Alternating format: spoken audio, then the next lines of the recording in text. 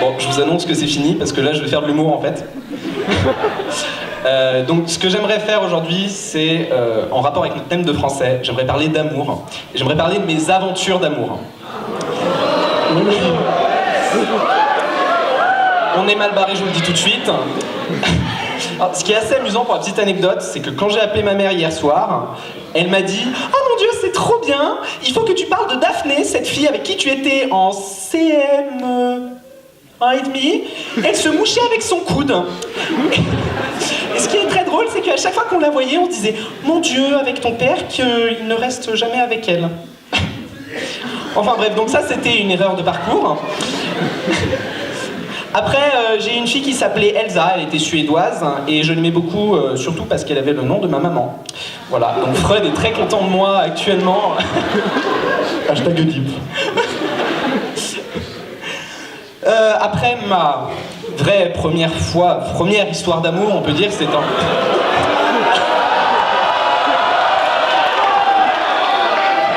C'est pas si facile que ça, arrêtez-vous tout de suite. Ma vraie première histoire d'amour, c'est avec une fille qui s'appelle Camille. C'était en CM2, et Camille en CM2, j'étais assis à côté d'elle à la cantine, et elle est venue me voir, et on a mangé ensemble, et après à la sortie, elle m'a dit « Tu sais Victor, JTM ». Et sur le coup, j'ai pas compris en fait. Parce que je suis dyslexique et que du coup, je comprends pas trop les lettres. Et après cette fille, je suis resté avec elle 2 semaines et j'ai fait l'erreur de tomber pendant la Saint-Valentin. Et la Saint-Valentin, quand tu es en CM2, c'est quelque chose.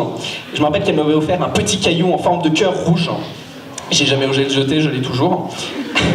Et moi, j'avais volé un collier à ma mère et je lui avais offert de manière à ce qu'elle puisse, je sais pas en CM2 ce que tu fais avec un collier de toute façon. Hein. Et voilà, ça c'est pour Camille. Et d'ailleurs, on s'était jamais embrassé. Et elle m'avait demandé plusieurs fois, Victor, on s'embrasse. Et moi, j'avais terriblement peur, je pensais que c'était quelque chose de fait pour les grands. Et je disais non, c'est pour les trop grands. Et on s'est séparés parce qu'elle était trop attachée à moi en fait. Elle me demandait tout le temps à combien de pourcents je l'aimais. Et au bout de 2 fois, après lui avoir répondu 200%, ça m'a gavé et du coup je l'ai poussé. Après, j'ai une histoire un peu plus construite. Mais pour ça, je vais avoir besoin de ramener un outil sur scène. Ne bougez pas, j'arrive tout de suite. Bonjour, excusez-moi.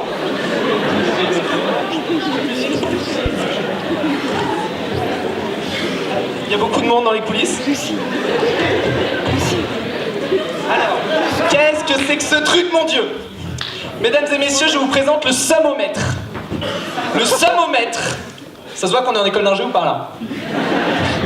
Le sommomètre, c'est un outil extrêmement perfectionné qui permet de calculer le potentiel sommique d'une situation. Pour ceux qui voudraient montrer le sketch à leurs parents, je vais expliquer ce que c'est le somme. C'est quand par exemple, tu es père de 2 enfants et tu apprends que tu es stérile. Alors c'est pas...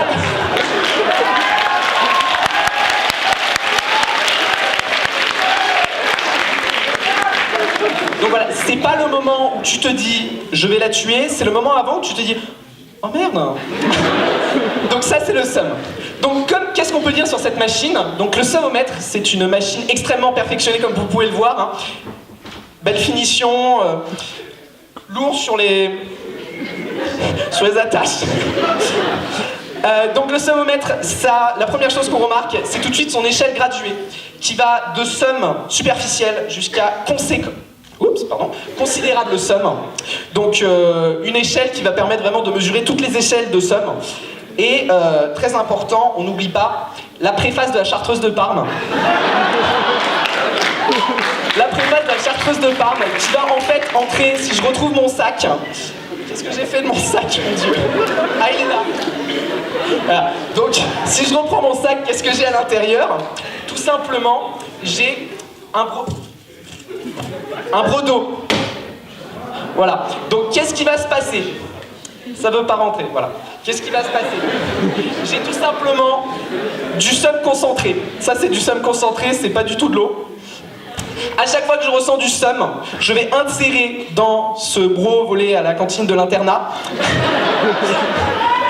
de l'eau, enfin du somme, excusez-moi, jusqu'à ce que ça vienne en fait toucher la préface de la chartreuse de Parme. Qu'est-ce qui se passe au moment où la préface de la chartreuse de Parme est touchée? L'eau remonte par condensation jusqu'en haut de la page. À ce moment-là, la page devient extrêmement lourde, ce qui va faire qu'on va tirer et un curseur extrêmement perfectionné va venir en fait nous montrer le taux de somme. Il y a un mécanisme derrière que je peux pas vous montrer maintenant, mais je vous assure c'est du lourd vraiment. Et en fait il va y avoir un curseur et à ce moment-là le curseur va nous indiquer le taux de somme. Voilà, donc maintenant que vous avez compris comment ça marche, le sommomètre, on va pouvoir passer à Mathilde. Vous le sentez venir ou pas? Donc Mathilde, c'est une fille que j'ai rencontrée, j'étais en Italie, en vacances, les fameuses une semaine de vacances. J'arrive, il n'y avait que des Hollandais partout, on était en camping, c'est normal, ma mère est instite. Et là...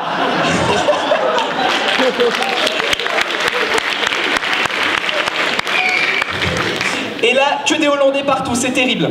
Et le deuxième jour, qu'est-ce qui se passe? On se réveille, et il y a notre emplacement juste à côté, il y a une bande de Français qui arrive, avec Mathilde, mon âge, précisément, un truc improbable. Elle était très jolie, Mathilde. Et du coup, qu'est-ce qui s'est passé? Tout de suite, au milieu de tous ces Hollandais, on a tenté de se rapprocher, vous voyez. Et là, c'est le drame. Et donc, très vite, Mathilde, je me suis rendu compte qu'elle était très gentille avec moi.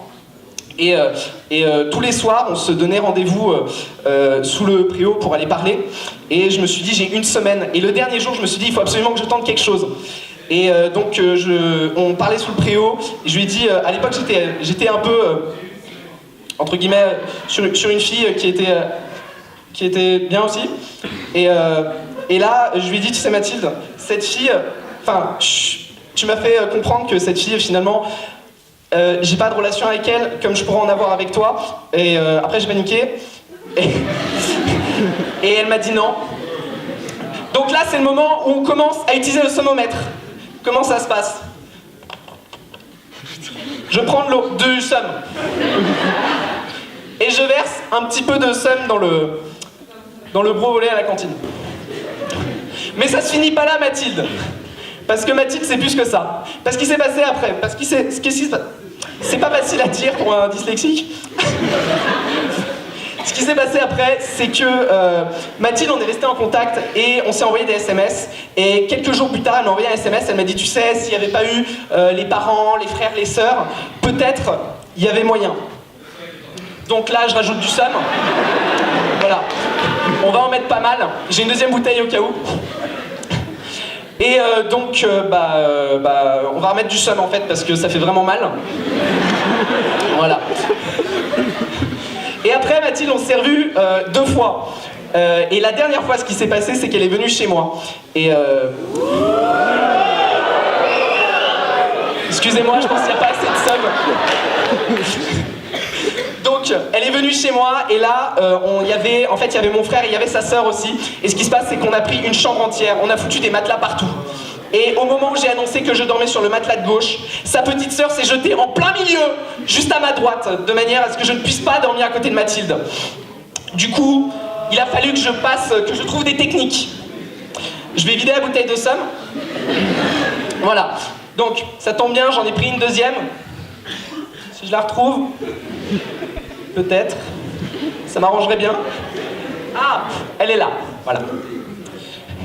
Et qu'est-ce qui s'est passé à ce moment-là? J'ai dû trouver une technique de manière à l'approcher de manière subtile. Et là, qu'est-ce que j'ai fait? J'ai eu l'idée du siècle, c'est-à-dire que tous les soirs, sa sœur me demandait de leur raconter une histoire, parce que c'est connu, les dyslexiques ont une imagination débordante. Ça n'a rien à voir, mais c'est pas grave. Et donc, tous les soirs, je racontais une histoire et je me suis dit, il faut que je le tente maintenant. Et en fait, par un procédé extrêmement complexe, j'ai fait comprendre que les héros de l'histoire que je racontais à Mathilde, en fait, le chevalier c'était moi et la princesse c'était elle. Et je lui ai demandé de finir l'histoire.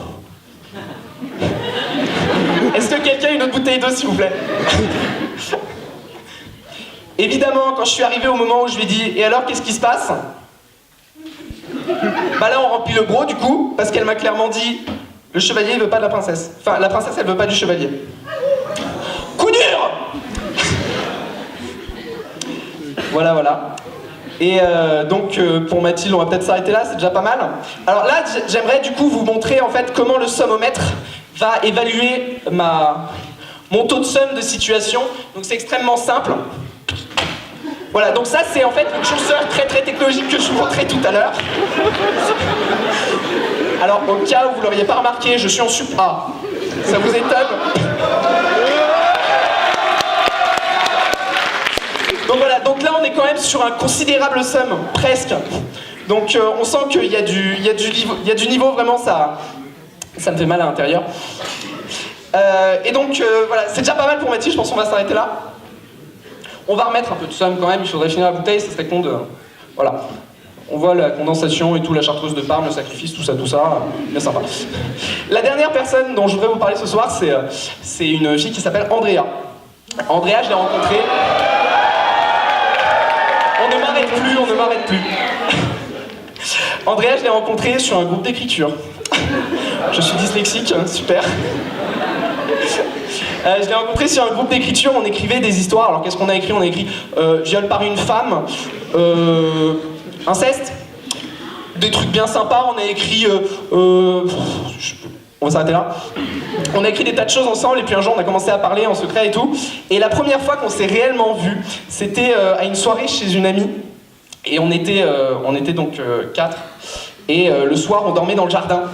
Et on avait jeté des matelas par terre et on dormait tous sur le matelas. Et là où il y avait Baleine sur Gravillon déjà, je me suis rendu compte que le plan de lit à la base c'était Victor d'un côté, Andrea à l'autre bout du matelas. Et quand j'ai vu Andrea à côté de mon matelas, déjà il y avait Baleine, il y avait une attaque, vous voyez. Et en fait le truc c'est que pendant la nuit, elle est venue se coller à moi. Et moi je pensais qu'elle avait chaud et du coup je me suis poussé. Alors du coup elle est revenue et je pensais qu'elle avait très très chaud et du coup je me suis poussé. Ce qui fait que le matin, la mère de l'ami chez qui on dormait, en fait elle a pris une photo et donc il y avait les 3 filles sur le matelas et Victor à 15 km qui avait roulé jusqu'à là parce que je pensais qu'elle avait chaud. Alors elle avait pas chaud physiquement, elle avait juste chaud de moi en fait.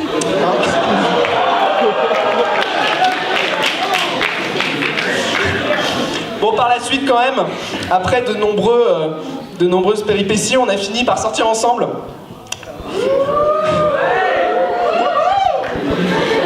Enfin. Et puis du coup on a commencé les aléas des couples et tout. Et du coup j'aimerais vous raconter une anecdote qui m'est arrivée il y a pas longtemps. Et c'est-à-dire que des fois dans les couples il y a des embrouilles. Et il y a pas très longtemps en fait, du coup on s'était un peu embrouillé. Et j'ai décidé de prendre mon courage à deux mains et de lui envoyer un très joli message, extrêmement long. Et je lui ai dit à quel point je l'aimais, à quel point je regrettais, à quel point malgré toute la colère que j'étais prêt, que je ressentais parce que on était énervés, malgré tout, on s'aimait. Et fait que je l'ai envoyé à sa coloc. Du coup j'ai reçu un point d'interrogation. Et du coup mon histoire avec Andrea s'arrête là. Et puis donc c'est déjà pas mal pour mes histoires. Et en fait, maintenant j'aimerais rendre hommage à une dernière personne qui est dans cette salle et qui compte énormément pour moi. Et que... Est-ce qu'on pourrait allumer la salle s'il vous plaît?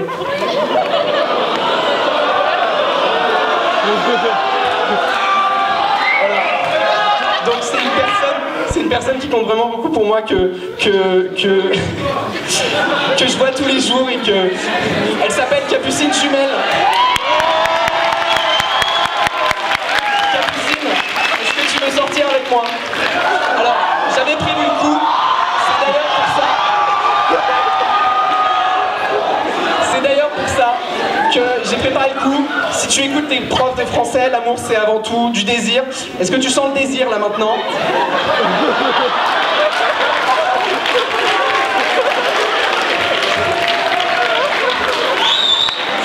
Tu sens toujours pas de désir? Si tu veux, j'ai un carnet de chèques.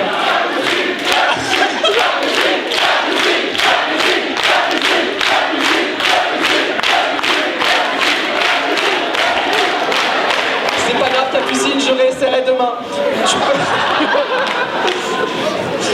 On va s'arrêter là, sinon c'est un vrai massacre.